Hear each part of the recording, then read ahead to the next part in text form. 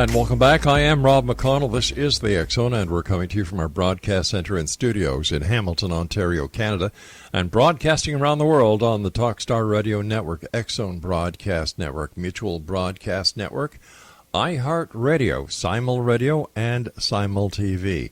If you'd like to find out about the programming we have available for you 24/7, 365 on the X Zone Broadcast Network, visit www.xzbn.net.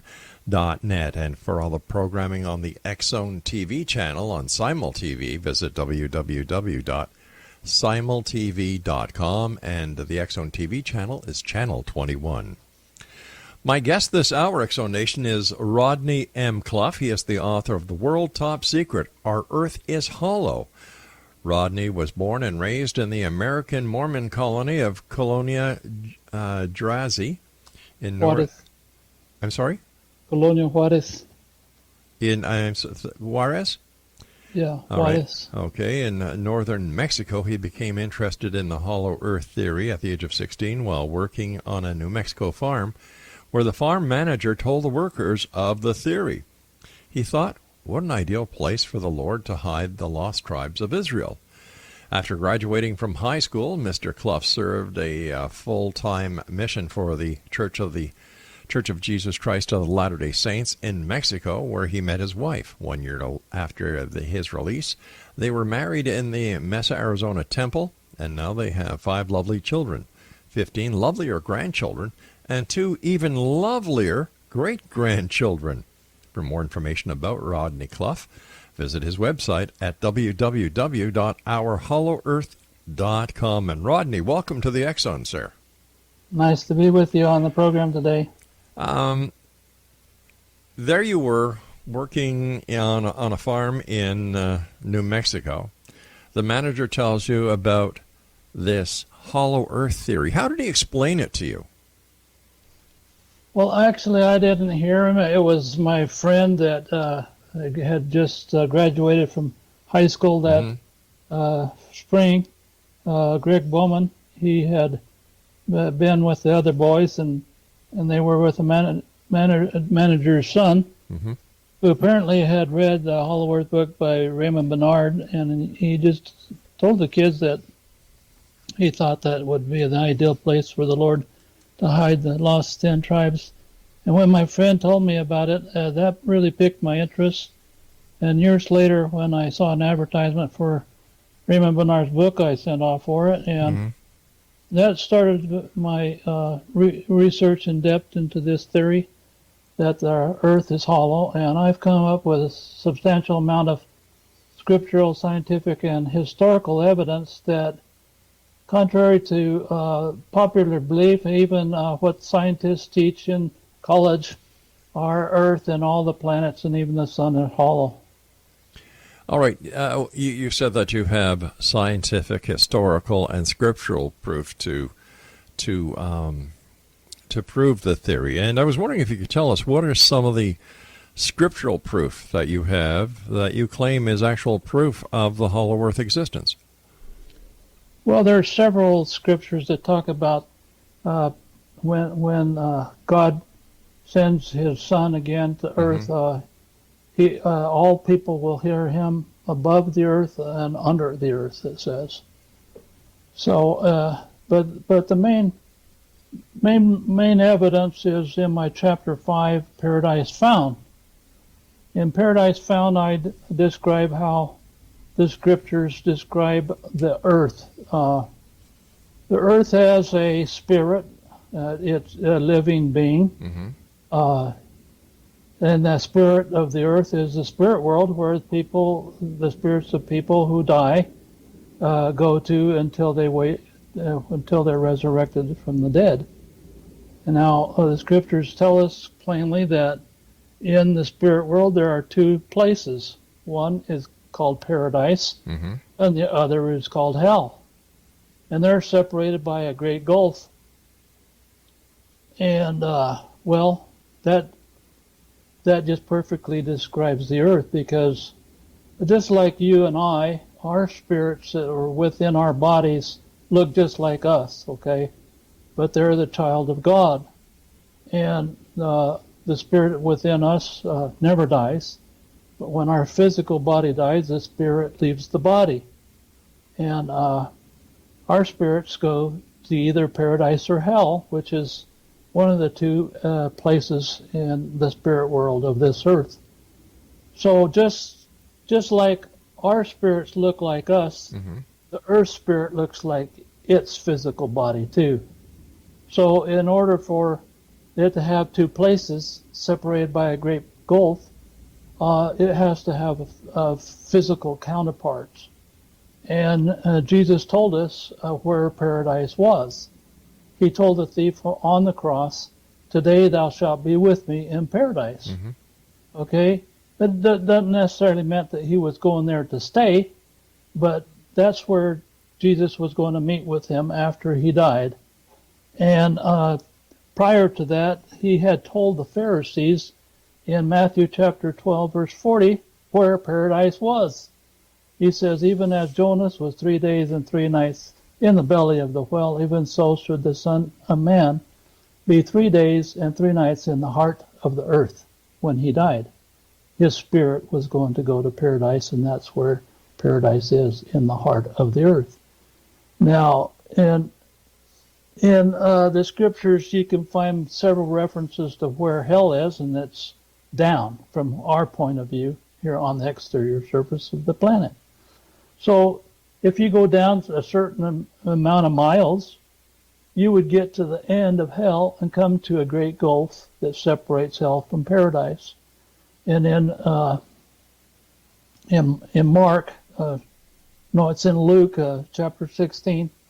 The rich man, the experience of the rich man and Lazarus, the poor man, describes the great gulf, because Lazarus, as you know, he was a poor man and he was a beggar at the rich man's table, and he would beg for crumbs falling off the rich man's table, and the dogs would lick his sores, and he died, and he went to paradise.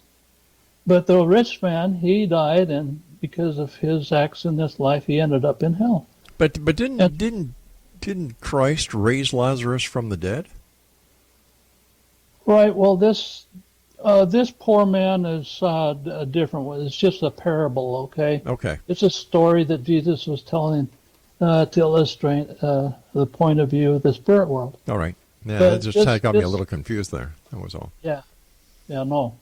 Lazarus was a righteous man, but I think this is a parable, just a story, not about Lazarus specifically. Sure. But it goes on to say that the rich man died, and in hell he looked up to heaven, and he could see Abraham, and in his bosom was Lazarus.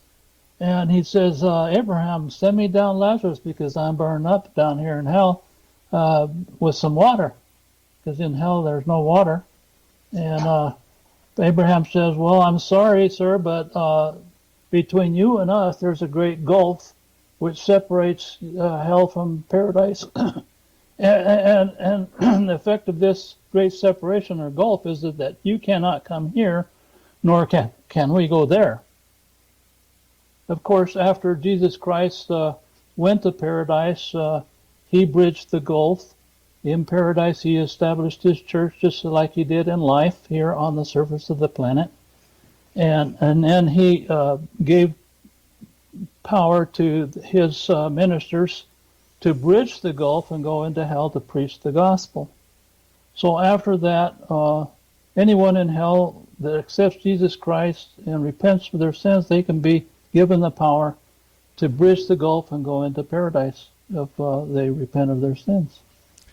Is it possible the reference made that, you made earlier about under the earth, that this could just relate to people who are buried? They're under the earth? No, because it says everybody who's going to hear his voice, whether they're above the earth, under the earth, or in the earth.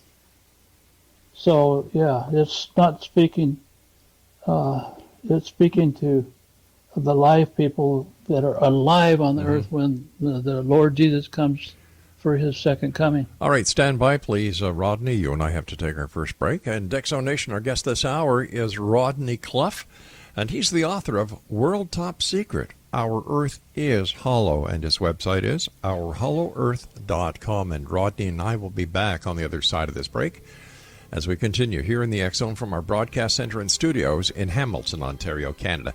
And there are many of you watching me on X Zone TV channels saying, Rob, you're wearing a red shirt. Yeah, it's for Christmas, guys. And tomorrow I'll probably be wearing a green one. Who knows? I might just knock off the black and use different colors from now on. I don't know. I kind of like it. I'll be back. Don't go away.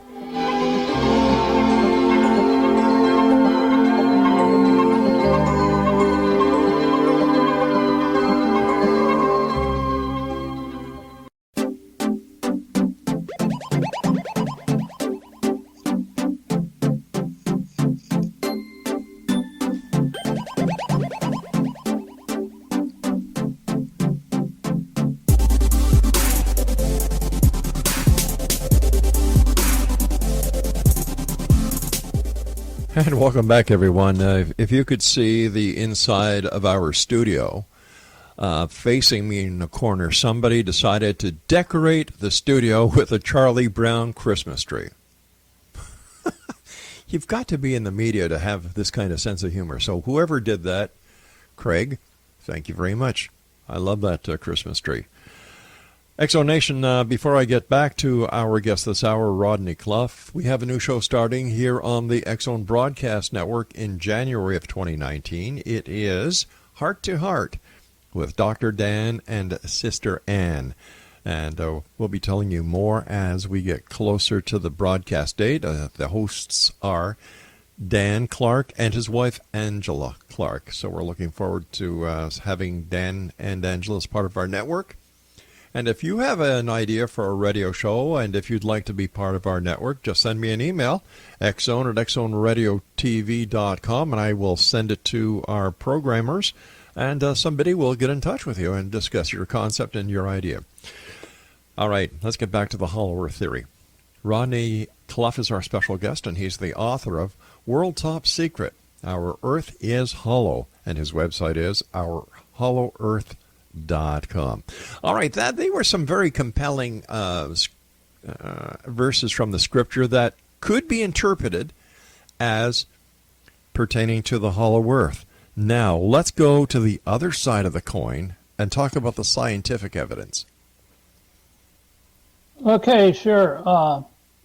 Well, in my chapter 2 of my Hollow Earth book, I describe the scientific evidence that I've been able to find. And I would say probably the best evidence that our Earth is hollow scientifically are earthquakes.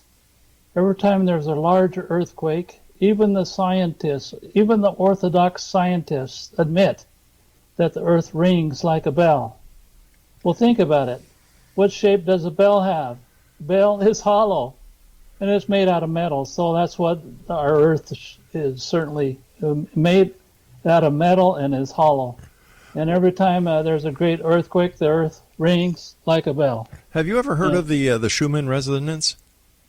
Yeah, I have. Okay. Sure. Could this be what they're pertaining to? Because the Schumann resonance is 7.83 hertz, and it's called the heartbeat of the planet. And could this be what they are referring to is the Schumann resonance? Well, scientists even admit that the Earth is continually vibrating, and if the Earth was full of molten lava like the orthodox science theory is, it would absorb all those vibrations. Not necessarily. Water doesn't absorb vibrations. Well, certainly, if the Earth is ringing like a bell, it's not made out of water. It's not made out of liquid. Okay. So what's down there? It's what's down there? Yeah. It's hollow. The Earth is hollow. The shell of the Earth is about 800 miles from the outside to the inside. And suspended in the center of the planet is an interior sun. And up near the poles, not at the poles, but close to them, about 300 miles away, are large openings that communicate from the outside to the inner surface. Admiral Byrd flew through the North Polar opening, the South Polar opening to the Hollow Earth. It was clamped down on by the United States Navy. They didn't want this to get out to the peoples of the world. So it's actually it's the world top secret. Well, wasn't that proven to be a hoax, those photographs that were taken and they were seen on Google Earth? And when it was verified and checked into, it was, nothing could be proven to substantiate the claims. Well, there's NASA scientists, there are NASA witnesses that have testified that they have their laboratories, that they take pictures from space, that they paintbrush out any indication of flying saucers. So certainly they would do the same thing from where they come from. They would whitewash out the polar opening so that it looks like ice and snow. So are you saying there's a connection between the Hollow Earth theory and UFOs? Oh yeah, definitely. Most of the flying saucers seen around the world come from the Hollow Earth. When Admiral Byrd flew up to the Hollow Earth, I met this fellow up in Alaska. His name was John Gagne, and he was a radio announcer in Juneau for a time. And one evening he was out with some friends and saw a UFO light up above a mountain in the canyon that he was in, and Right. it zipped off into space. He came back on the radio and said, Yeah. "Has anybody else seen this UFO that we saw on the weekend?" Mm-hmm. And this lady came in a day or so later and said her name was Sylvia Dalvell, that she was a friend of Admiral Byrd, and that Admiral Byrd had confided in her Right. that after his flight through the North Polar opening in 1947, he came to her and told her that they had flown over the ice, came to a continent covered with lush vegetation. They were sighted by flying saucers that took control of their craft with tractor beams, and they landed them near an inner Earth city, and they were given an ultimatum to take back to Washington, and that was that they considered themselves the guardians of this planet for the Creator, and they didn't want us using nuclear weapons to blow up the planet. And ever since, they've sent their flying saucers out to make sure that we don't have nuclear war. You can go on YouTube and listen to some of these expert witnesses that Dr. Greer, a medical doctor. Yeah, don't get me going on Dr. Greer, because I think he's nothing but a fake and a charlatan. Well, but not his witnesses. Oh, and, come on. Listen, several of his witnesses testify that flying saucers or UFOs have prevented nuclear war. They have shut down nuclear missiles. Well, wait a second. Now you're talking about now you're talking about Captain Robert Salas. Okay, like we're very in tune to what goes on around here. So yeah, I understand that. What these flying saucers do is they come out here and make sure that the ultimatum that they gave to Admiral Byrd is carried out. That we have no more nuclear weapons. But we do have nuclear weapons. We do have nuclear weapons. But not war. We haven't had a nuclear war since atomic weapons were dropped on Hiroshima and Nagasaki in 1945. Which they should have been dropped a lot sooner. But that's history for you. That's the thing is that Russia and China and the United States have all their nuclear weapons pointed at each other, and they could, in the twist of war, they could just aim it through the polar opening and try to take out the inner planet, the people that live inside the planet. Okay, now here's the question: who lives in the center of the planet? Okay, well, the first evidence that we have of people that migrated to the Hollow Earth were the lost tribes of Israel that went up there 2,500 years ago. It was a Norwegian fisherman when his father, he wrote this book, The Smoky God. You can read it on my website. Yeah. He went up there. They had this legend that in the North Country, the chosen people lived, And so he encouraged his father, why don't we go exploring? They were up in the Arctic fishing, and they decided to go off and try their luck, and they did. They would just happen to go right exactly through the North Pole opening, and they met the people of the Hollow Earth. Uh-huh. He says that their God is Jehovah. They told him that their God is Jehovah. Jehovah is the God of the ancient Israelites. And so that's evidence right there that they are lost tribes of Israel. That is hearsay because there is no proof. This is just a fable, a myth, an urban legend, unless there is unequivocal proof. Here we are in the year 2018. Has anybody supplied a photograph of the cities and of the people who were purported to live in the Hollow Earth? We went to Alaska in 1981. We went up there to look for evidence, and we met Fred Sandelin, who worked up on Prudhoe Bay, and he was tasked with going out and getting generators started up along the dew line. Mm-hmm. And he said in one of those dew stations, he saw some photographs of the giants of the Hollow Earth that somebody had taken. But this is world top secret, something that the controllers of this world do not want the people of the outer world to know about. Why not? Because they have us all subjected to their international debt monetary system that keeps us all slaves to them. They don't want to lose their slaves. If everybody knew that there was a paradise inside the earth, people would vacate the surface of the planet and wouldn't have to live in debt to the slave masters. So the people who live in the center of the earth, how do they sustain themselves? Well, they have an inner sun. Olaf Janssen reported that the inner sun is divided between its day and night sides. God created it specifically for the inner planet, so that it gives off exactly the amount of heat and light needed for ideal climate situations. All right, stand by. We've got to take our news break at the bottom of the hour. Exonation, Rodney CLUFF is our guest. His website is ourhollowearth.com, and we'll both be back on the other side of this break as we continue here in the X Zone from our broadcast center and studios in Hamilton, Ontario, Canada. Don't go away.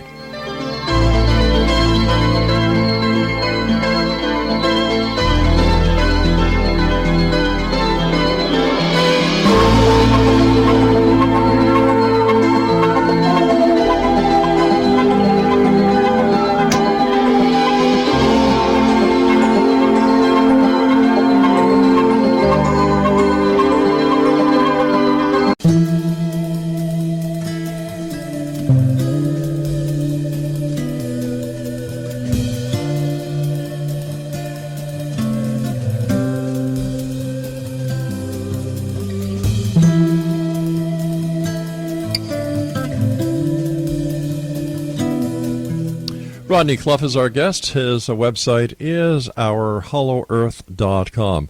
Rodney, what stops the ocean, the Arctic Ocean, from careening down into the Hollow Earth, or the Antarctic Ocean from careening into the Hollow Earth?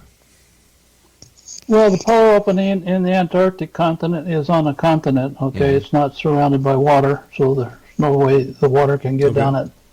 But in the Arctic, the hole is in the Arctic Ocean. And the reason why water does not drain down the hole is because,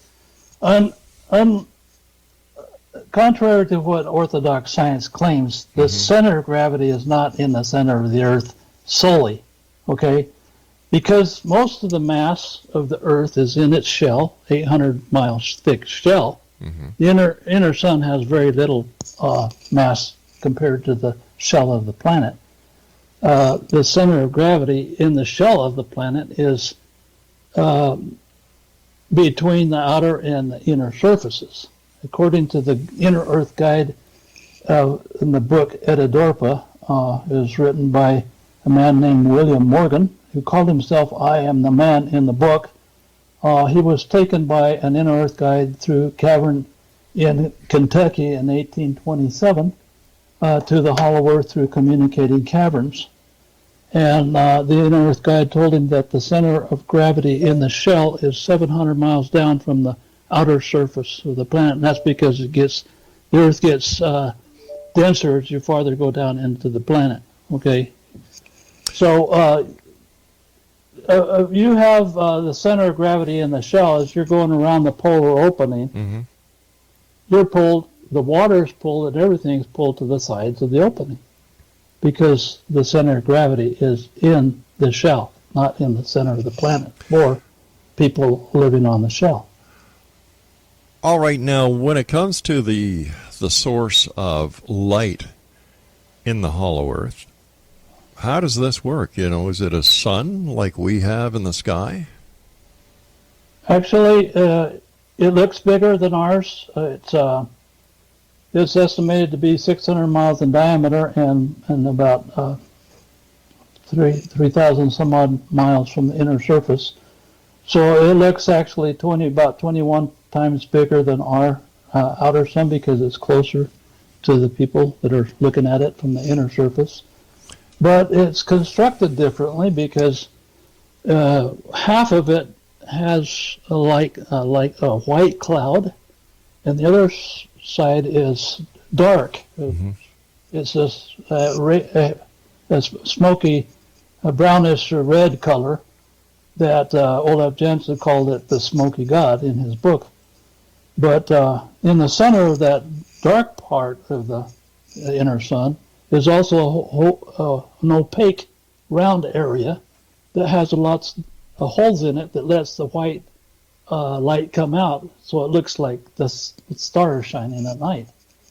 But since the inner sun only rotates about once every 700 years, it seems like it's stationary, and the Earth shell rotates around it.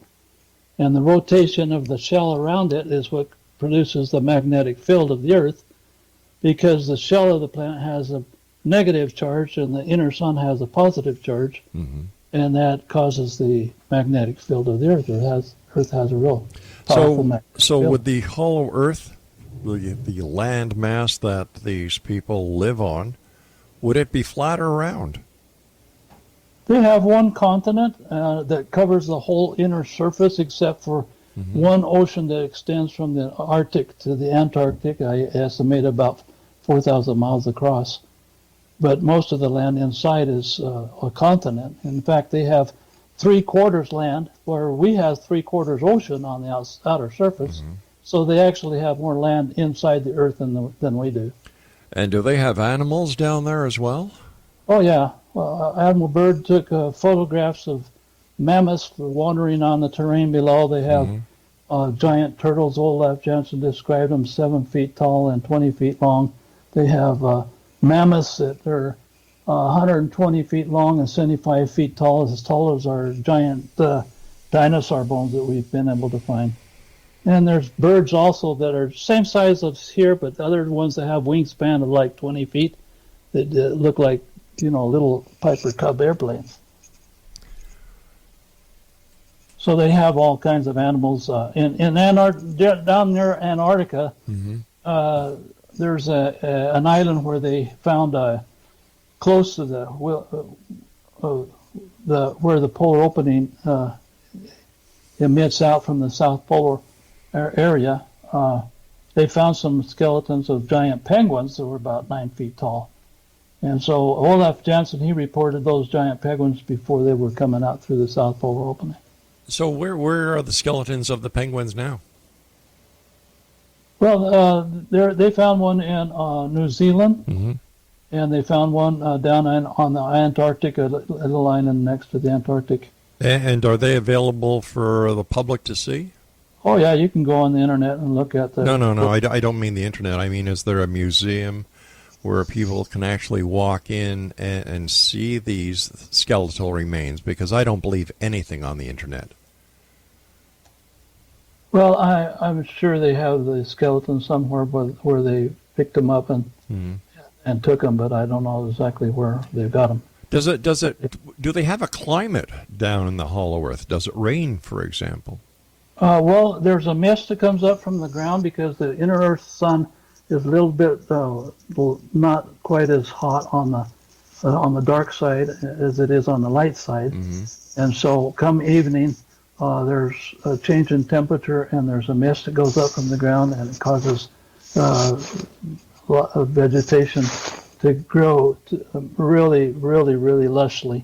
Olaf Jensen reported trees 1,000 feet tall. They're just all kinds of vegetation. Their apples, for example, from their apple trees are everything grows big in Hollow Earth. The apples are as big as your head. Peaches, grapes are as big as peaches. He says that the climate is just perfect for the people that live there. And actually, according to the lost books of the Bible, that's where the lost Garden of Eden is. It's in the Hollow Earth. Olaf Jensen reported that the capital city of the Hollow Earth is the Garden of Eden. It's built around the Garden of Eden where our first parents were placed. It's on the highest mountain plateau of the inner continent on their southern hemisphere, which is under our northern hemisphere, because the directions of the compass inside the Earth are just opposite of ours because of the magnetic field. Goes in the north and comes out the south, the magnetic field lines. And so their south pole is our north pole, and their north pole is our south pole.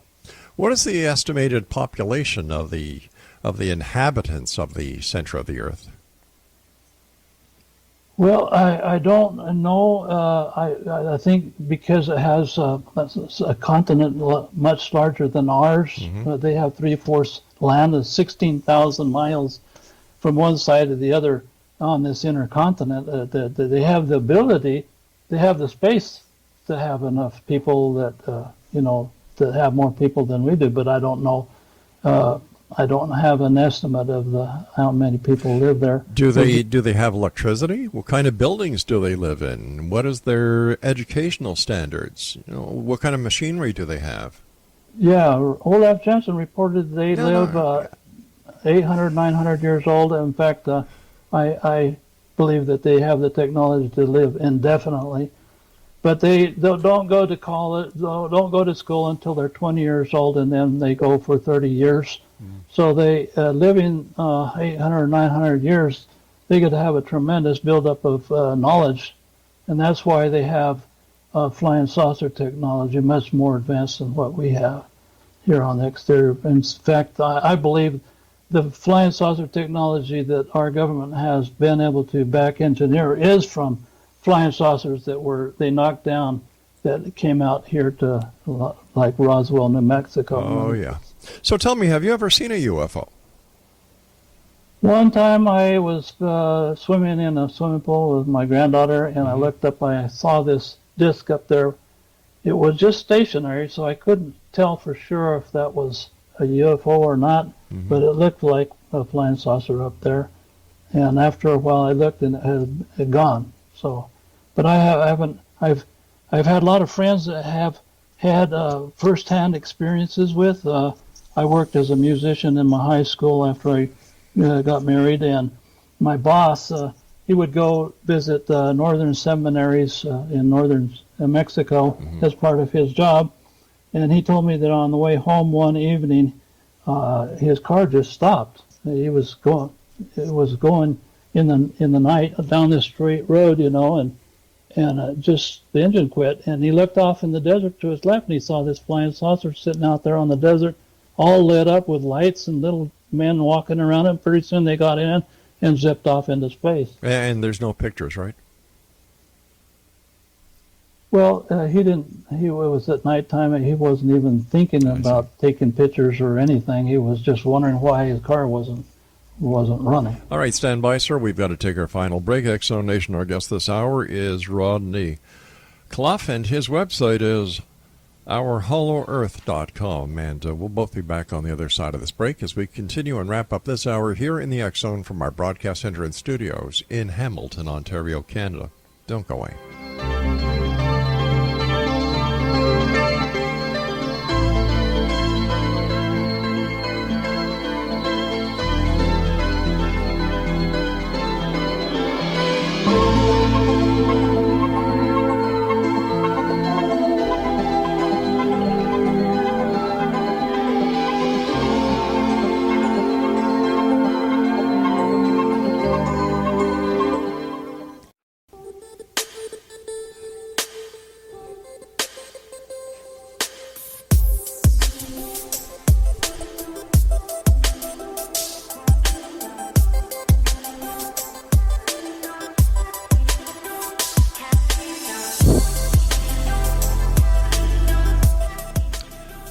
All right, so let me see if I understand this. The hollow earth is in the middle of the earth. The earth, in fact, according to those who believe in the hollow earth theory, say that it has its own sun. It Correct. has one landmass that is 16,000 miles wide. And it has a shell from the outside, the inner surface of about 800 miles. Okay. And this is where you believe that the lost tribes of Israel are, and this is where you believe that the original Garden of Eden is, or was. Yes. Why? Because Olaf Jansen, for example, you talk about scientists that say that the earth is molten inside. Have you ever heard of anybody going down there and finding it molten? No. Oh yeah, it's called lava. You know, it's very simple. Gosh, we've got a home in Hawaii, and we look at a volcano, and the red bubbly stuff that used to come out of these volcanoes is called lava.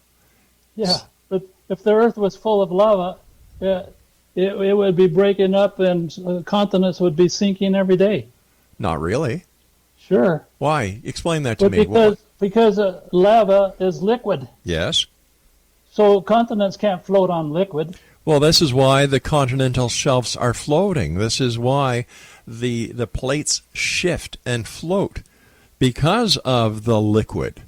And when people take oil out of the ground, what they're doing, in my opinion, is they're taking out the blood of the earth. And this is why we have more sustained earthquake activity in certain places.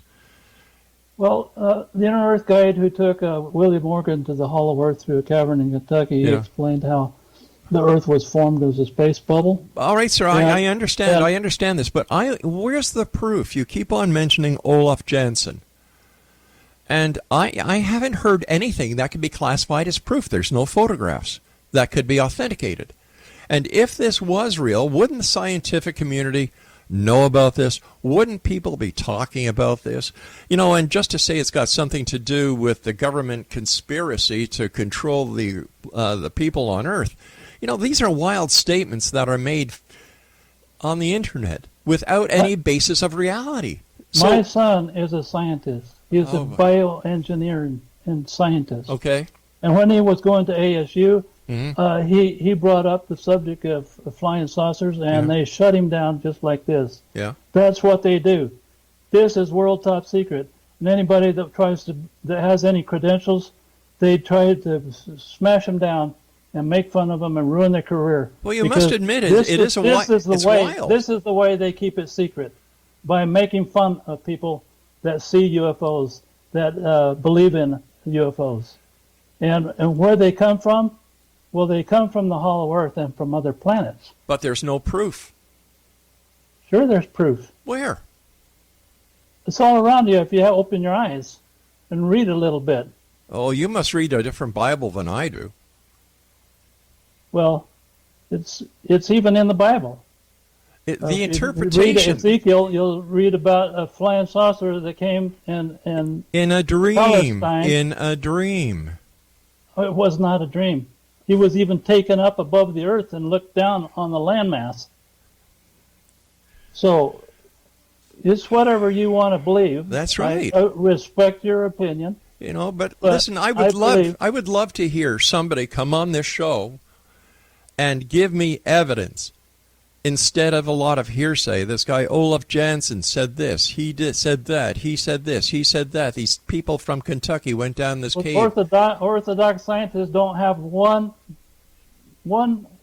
person that has gone to the center of the earth to prove that the earth is full of molten lava. Well, has there been an Orthodox? We have about 7 people that have gone to the hollow earth, eyewitnesses that have gone to the hollow earth and testified.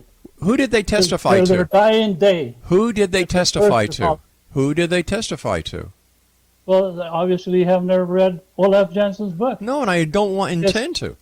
Well, see, your mind is made up and you don't want to believe it, So you believe whatever you want to believe. I want, if somebody could come, like I said, not only to me, but to other people. And you wouldn't believe a word they said. Show me the proof. I'm a former police investigator. I don't deal in hypothetical situations. I don't deal in stories, folklore, myth. I deal in facts. Well, Olaf Jensen went to the Hollow Earth. How do you know that? William Morgan went to the Hollow Earth. How do you know that? Byrd flew to the Hollow Earth. How do you know several that, times. sir? How do you know And that? he was shut down by the United States Navy military intelligence. How do you know that? And to his very dying day, he declared that the earth was hollow and that he had been to the Hollow Earth, and yet they put a clamp down on him. But how do you know that, sir?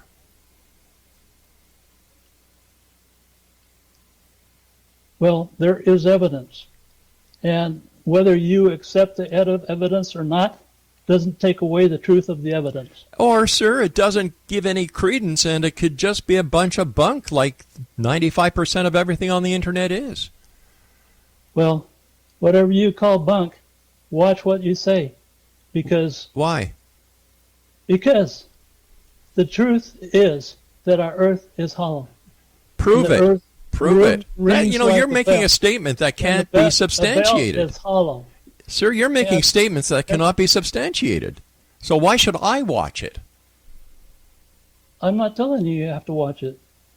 You don't have to believe anything that you don't want to believe. Well, You is can it believe exactly what you want? If you can believe that the earth is solid and full of lava, it's all in your head. Oh, it is it? It sure is. Uh-huh. Because the earth is not full of lava.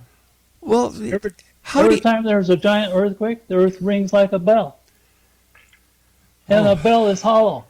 why do you believe this why do you believe in this so forcefully? What do you know that the rest of the world doesn't know? That the earth is hollow. And all the other planets are hollow too. Uh-huh. And even our sun is hollow. Uh-huh. You can see in my chapter 2 of the scientific evidence, the polar openings of Venus, of Jupiter, of Saturn, of Neptune, Mm-hmm. and NASA has taken photos of these and published them on the internet. And whether you want to believe anything that's on the internet or not, those are photos from scientists that have been to those planets and have photographed their polar openings. Wait a minute. Wait a minute. You're telling me that scientists have already gone to the planets? Well, they've sent their robots, their I see. spacecraft, Okay. All right. to take pictures of them. Well, listen, if this hollow earth theory is legitimate and they have all this marvelous engineering down there, including flying saucers, why wouldn't they just let us borrow a flying saucer to zip off to these planets to get the evidence? Oh, they've taken people to the moon. We met with Howard Menger at the UFO conference in 1990 in Phoenix, Arizona. Mm-hmm. He was showing his little flying saucer he had made as a hobby there. At one time, he tells us in his book how he, when he was 6 years old, playing on his farm, father's farm, he went out in the woods and he met this beautiful woman. Next to her was her flying saucer from Venus. And she asked him if when he got to be of age, he would help them as they were coming to Earth to help us in various things. And when he became of age, he started helping them customize to Earth customs. All right, I want to thank you very much for joining us tonight. You're a little bit out there. And let me just see. I was trying to keep track. So the earth is hollow. That is where the lost tribes of Israel are. That is where the original Garden of Eden is. Let me see. That is where the UFOs come from. And all the planets are hollow, just like the earth is. Penguins down. Let me see. He was giving us. Let's see. The grapes are the size of a head, and some other weird stuff. And this guy Olaf Jensen, where's the proof?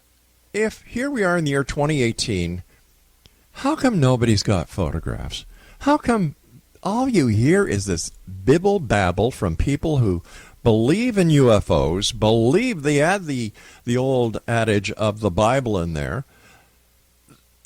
They don't make any sense. And when you ask them for proof, they can't provide any because they don't have any. It's fiction at its best. And by the way, don't forget, you can buy his book. Now, there's incentive. So what does your grandfather do? Oh, my grandfather writes about UFOs, the center of the earth, and I think he's a little wingy, but he's grandpa. I guess it comes with age. I'll be back on the other side of this break as we continue here in the X Zone from our broadcast center in Hamilton, Ontario, Canada. My goodness. Watch out for the Hollow Earth Gang.